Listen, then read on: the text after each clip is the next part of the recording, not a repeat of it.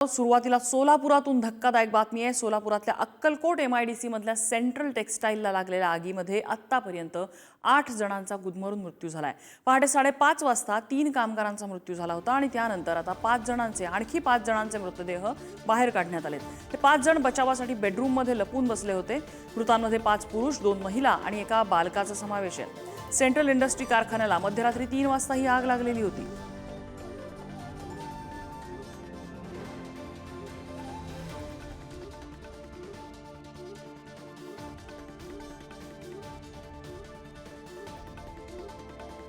या आगीमध्ये एकूण 8 जणांनी आतापर्यंत जीव गमावलेला आहे। दुसरी आगीची घटना घडलेली आहे हैदराबादमध्ये। 17 जणांचा जिथे या आगीमध्ये होरपळून जीव गेलाय।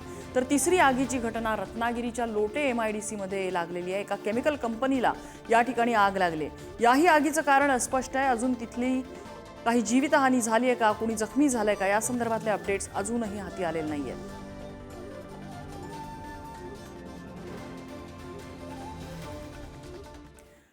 आणि या आगी संदर्भात उपमुख्यमंत्री एकनाथ शिंदे यांनी माहिती घेतली आणि सोलापूरचे जिल्हाधिकारी कुमार आशीर्वाद यांच्याशी एकनाथ शिंदेंनी फोनवर बोलत सविस्तर माहिती घेतलेली आहे।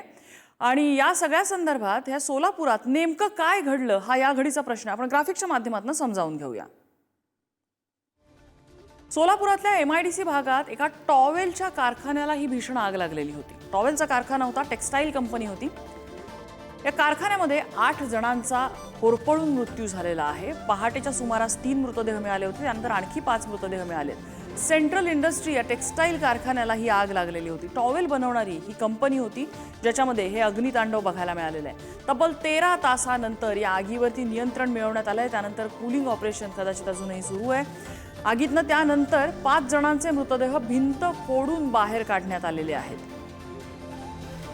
हे 5 जण कदाचित एकाच कुटुंबातले असावे असं आपल्या प्रतिनिधींनी काही वेळापूर्वी सांगितलं होतं। ही आग नेमकी कशामुळे लागली आहे याचं कारण अजूनही अस्पष्ट आहे।